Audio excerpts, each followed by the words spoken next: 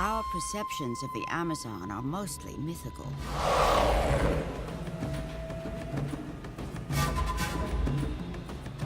But in Amazonia, reality is more amazing than mythology.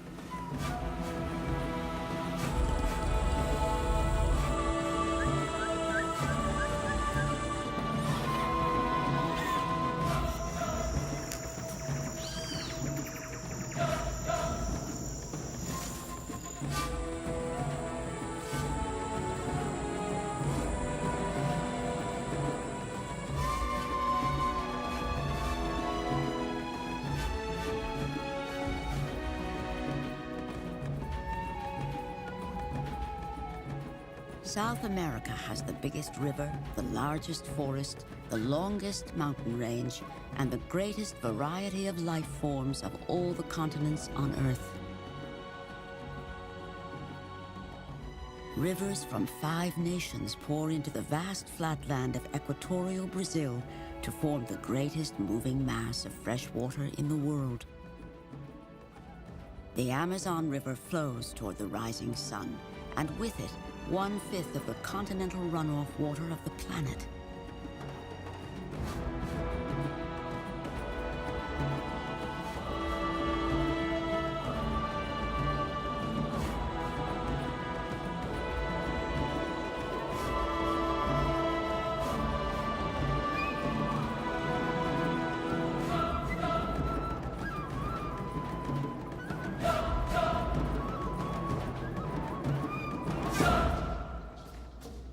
Among the distant sources of the Amazon is the timeless land of the Incas. Men of the Kalyawaya tribe were medicine men to the royal family in bygone days of an empire larger than that of Rome. Even now, Kalyawaya menfolk journey throughout the Andes, healing people with magic and medicinal plants.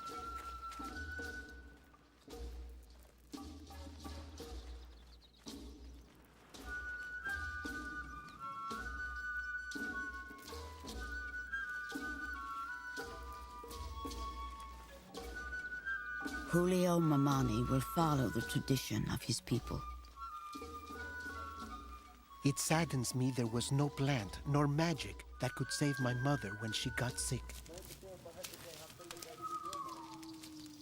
Whispered in Pukina, the secret language of the Incas, mysteries of the healing arts are passed generation to generation.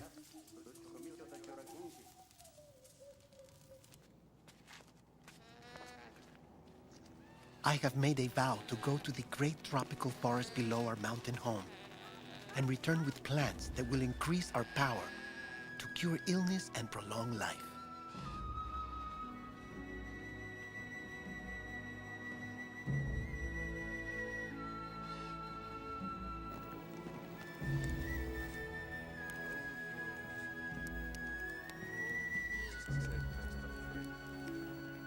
Acomani, the god mountain of our people, watches over the Kayawaya and has done so since our earliest beginnings.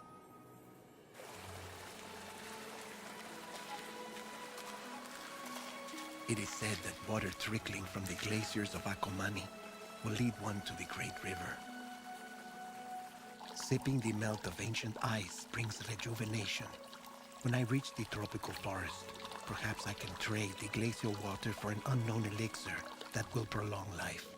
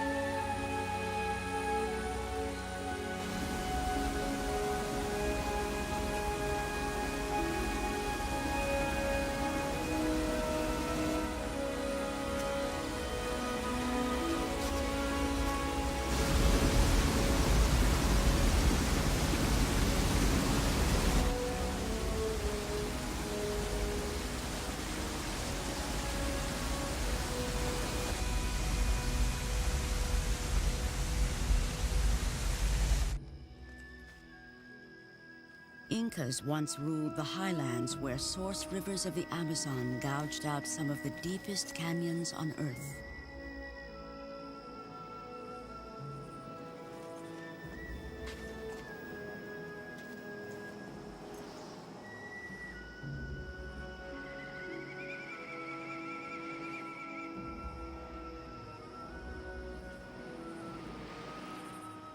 Machu Picchu, the lost city of the Incas, lies only 200 miles as the condor flies from Mamani's homeland.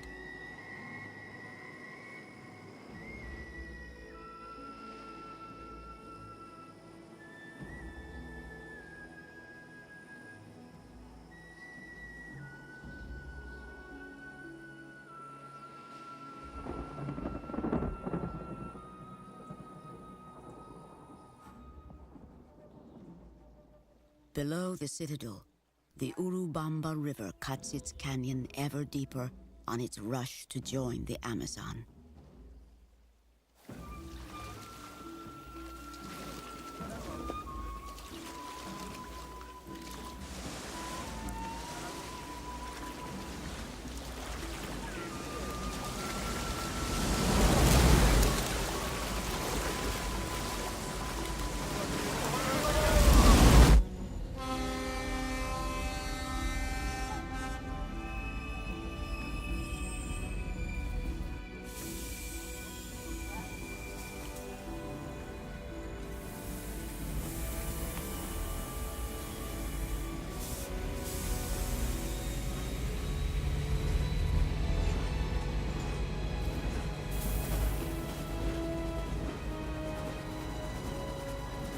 In the few short miles from mountain peaks to tropical forests, the traveler passes through as many ecological zones as on a trip from the North Pole to the equator.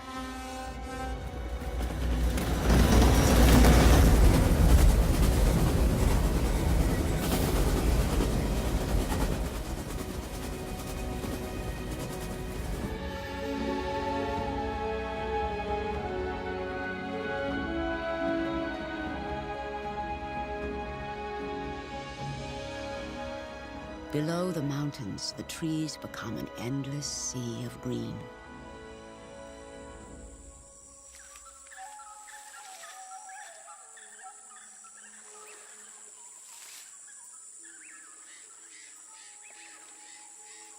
Dr. Mark Plotkin is also a medicine man.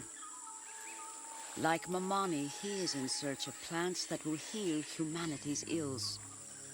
He is an ethnobotanist. His hope? To find cures to diseases which Western medicine has not conquered.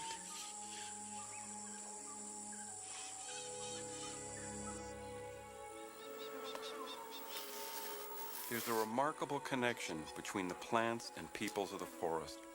Virtually every useful medicinal or agricultural plant that's come to us from the rainforest was first learned from indigenous people.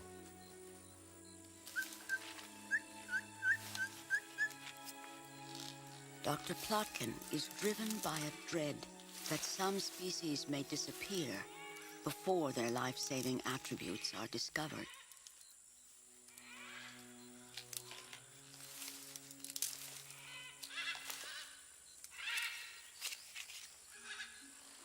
In our search for new treatments for the diseases that plague us, the Amazon rainforest represents one of the most promising places to look.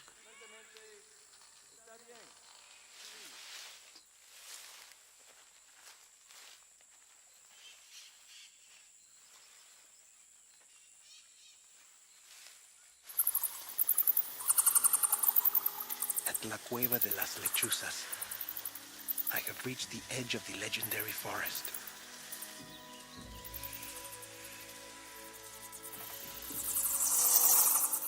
It seems to me a mystical gateway to the vast forest beyond.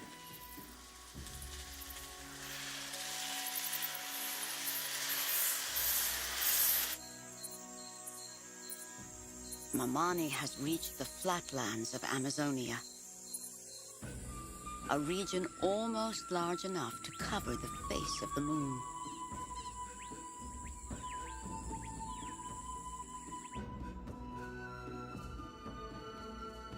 The Amazon basin is home to the planet's greatest celebration of diversity.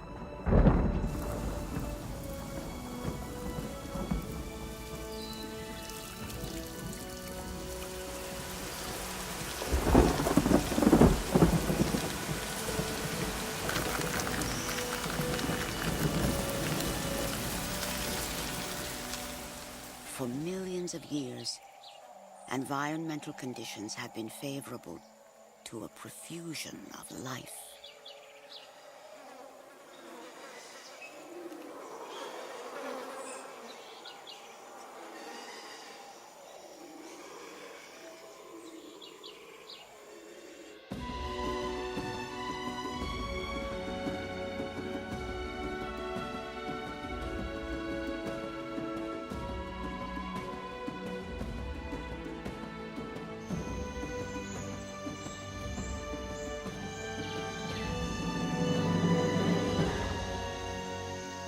The canopy is largely unexplored.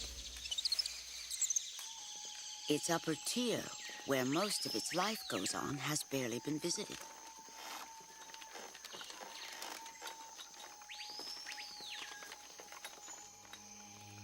It averages 50 feet thick and amounts to 20,000 cubic miles of wood, water, air, and green leaves. Don Antonio is a shaman of the Kokama people. He's my friend and my teacher. His knowledge of the healing properties of the Amazon flora is extraordinary. No one knows how many species of living things exist in 2 million square miles of forest canopy.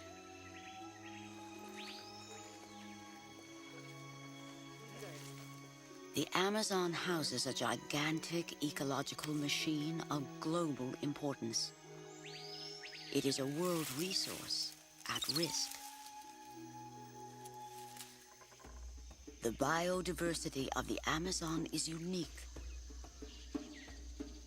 The only place of its kind in the world.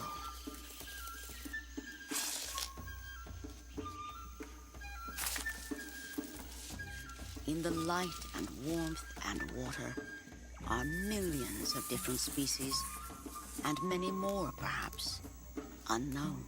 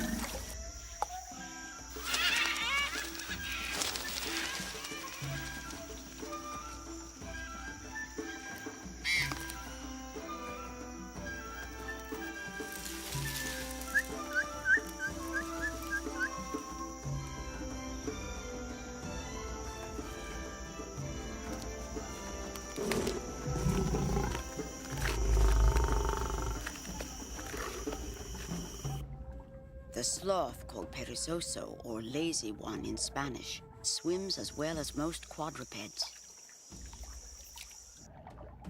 A jaguar often jumps in to cross a waterway. At 500 pounds, the tapir is the largest land animal native to South America.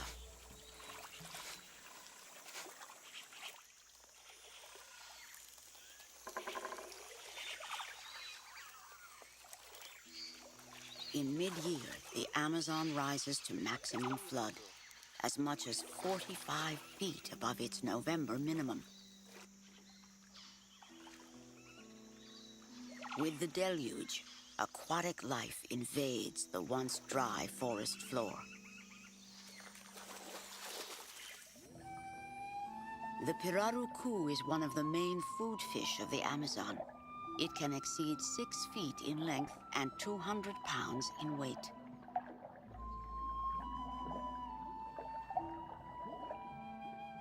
pippa toad is almost invisible until it eats.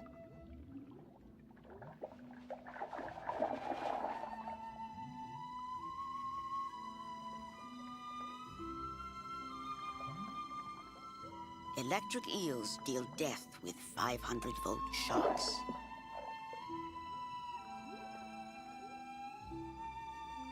The piranha has the sharpest teeth of all predatory fish.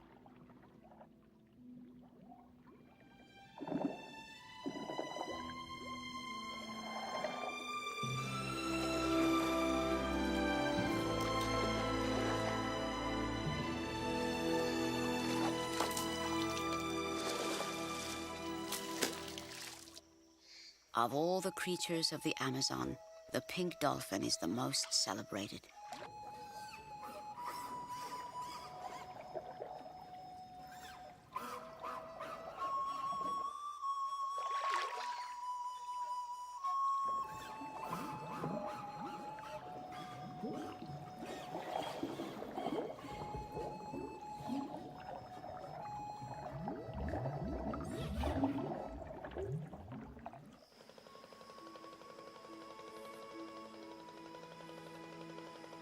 The thousands of miles of waterways remain the primary means of travel in the Amazon.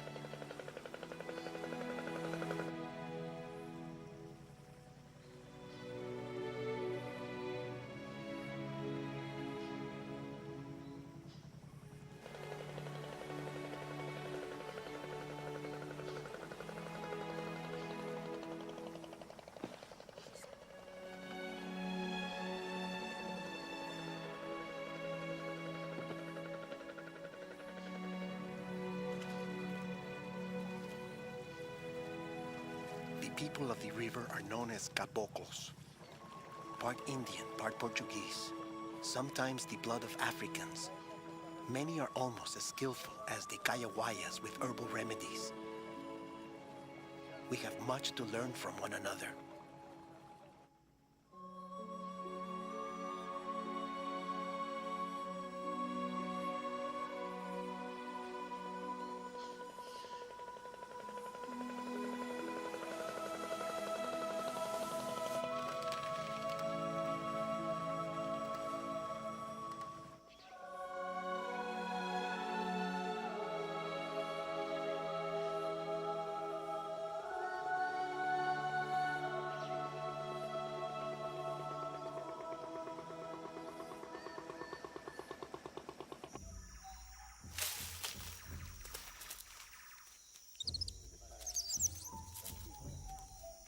In my village, we use cobwebs to stop bleeding.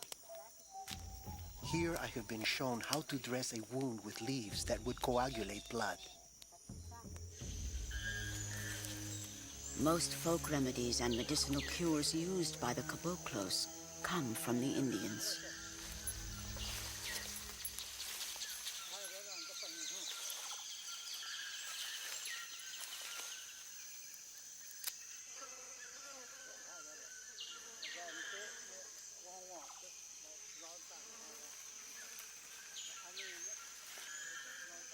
We know that fungi have provided the world with penicillin and other antibiotics, but the potential of tropical fungi remains largely unknown.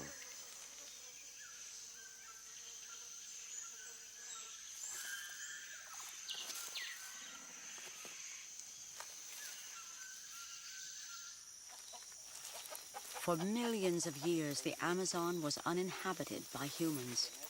The Indians arrived during the last ice age, which ended a few thousand years ago.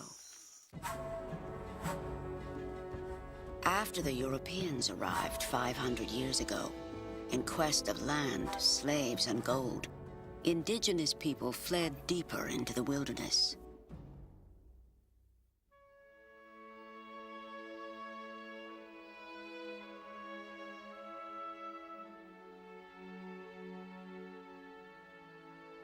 More than 400 tribes have been identified in the Amazon basin. Others may remain undiscovered.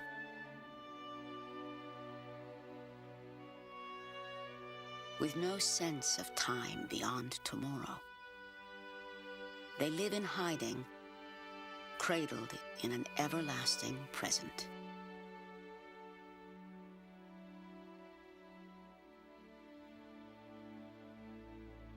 As late as 1943, the upper reaches of the Xingu River were largely unexplored. Orlando Villas-Boas and his brothers left São Paulo with an expedition called Roncador Xingu. Some things only happen once in the history of the world. It was a moment in time that can never be repeated. After 3 years and 3,000 kilometers of a path cut with machete, we encountered for the first time the Indian populations of the Alto Xingu. Very little was known about them, and they knew only enough of the outside world to stay hidden as in centuries passed.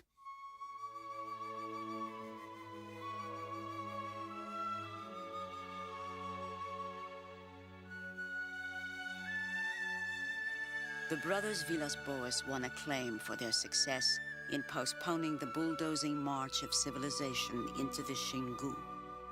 In time, the Villas-Boas were overcome by road builders, malaria, and old age. But their dream for survival of the Indians lives on.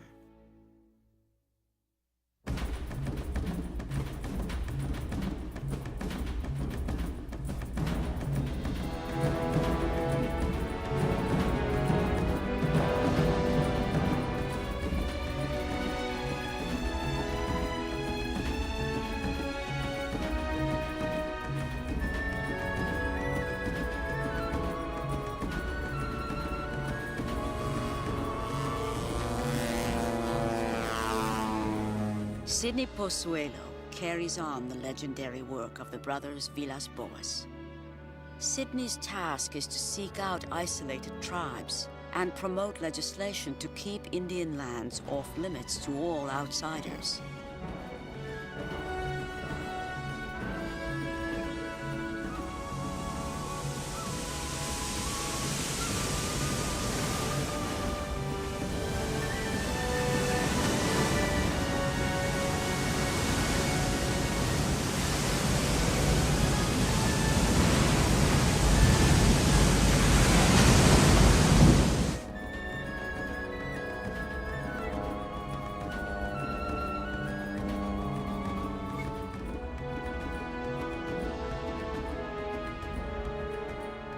North of the Amazon mainstream, toward the Guiana highlands, lives a tribe of Indians known as Zoe. I believe the Indians should only be contacted when necessary to protect them. It's a dilemma. Do we artificially isolate them or share the technology of our modern world? Sidney was among the first to make contact with the Zoe. Only recently has their presence become known.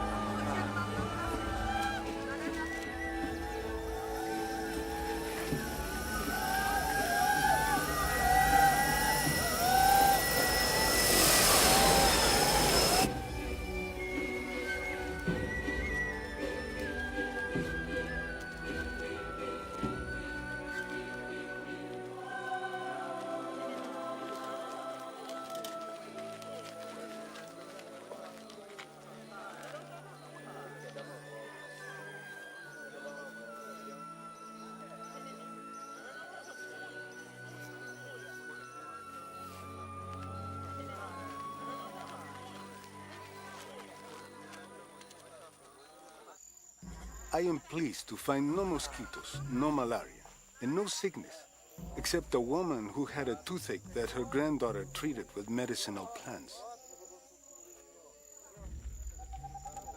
There is rumor that the Zoe have encountered a group of people living to the north, a tribe that is unknown to us.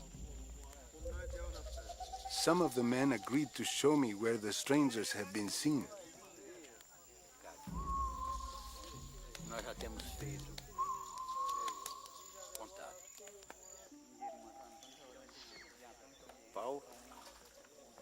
When first encountered by jaguar hunters, the Zoe were called puturu for the ornament of white puturu wood adults wear day and night.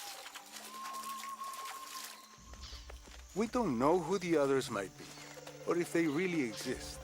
But if they are there, the gold seekers, making their way up the Kumina-Panema River, are on a collision course. The Zoe do not venture into the forbidden north, where they say a tribe of giants lives, and the hills of Kumina-Panema touch the stars.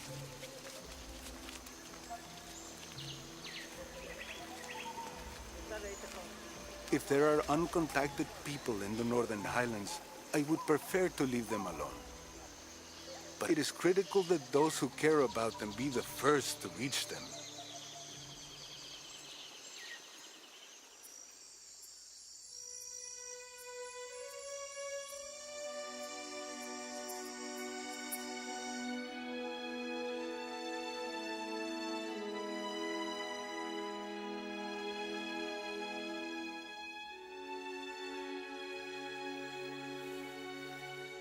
Mamani's search has brought him to the territory of the Yagua Indians.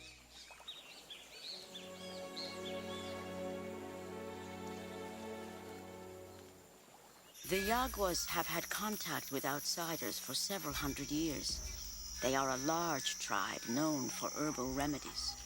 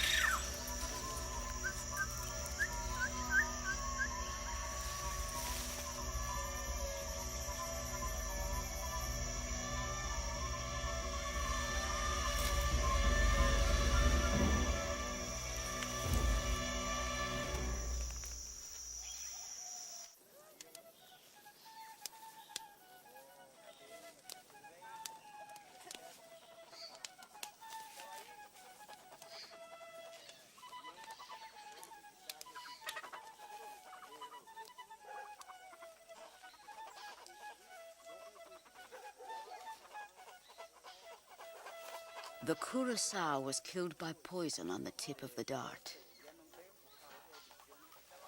It is an exotic potion made from plants and called curare. Curare is a secret mixture made of bark and leaves in different ways by many tribes throughout the Amazon. Dr. Mark Plotkin has been fascinated by the mysteries of curare poison for many years. Each tribe has its own recipe for curare. I believe that some of them will lead us to new and effective medicines. In the hands of Western physicians, curare has already become a life-giving medication. One type is used as a muscle relaxant, another as heart medicine. What Western scientists once dismissed as magic, we are now finding to have a very real therapeutic effect. Plotkin and other ethnobotanists hope to press and document as many plants as possible before the knowledge of the shamans is lost.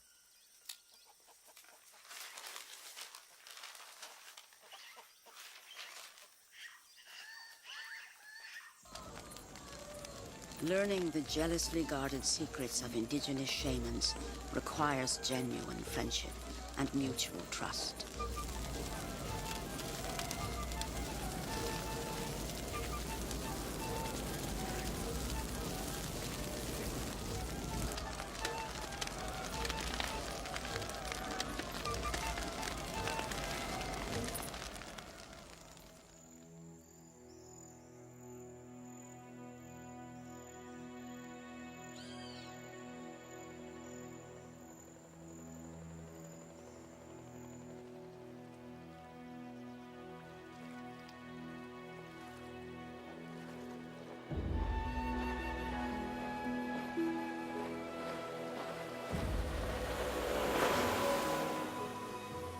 Trading my medicine, music, and magic for things I have needed has allowed me to move freely about. With distances so great, exchange of a cure for a very fast ride is a very good trade indeed.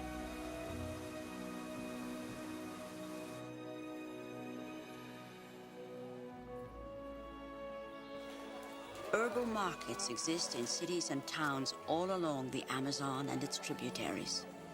Plants with true curative power hang side by side with untested elixirs and curious concoctions. Julio Mamani and Dr. Plotkin are medicine men from vastly different worlds, but they share a common quest. Each has come in search of the healing secrets of the Amazon. Each seeks to improve the health of humankind.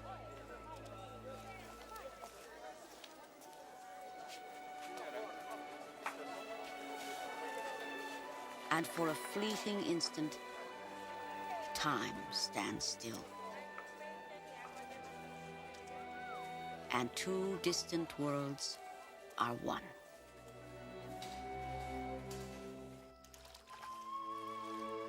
It is time to return. I have traded the melted ice of the God Mountain for the medicine of the Great Forest. I have traded my flute for the long ride home. I will miss the beauty of the Amazon and its many creatures. What wonderful things I have seen to tell my people.